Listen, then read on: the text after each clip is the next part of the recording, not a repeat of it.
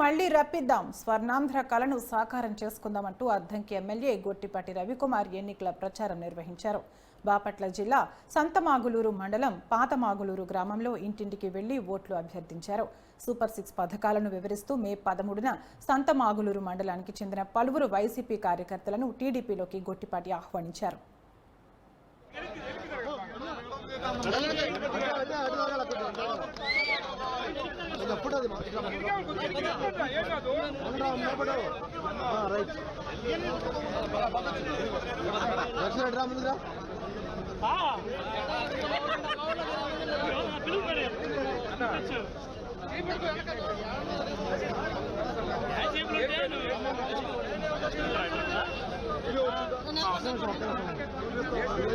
రెండు కంటిన్యూ రెండు కంటిన్యూ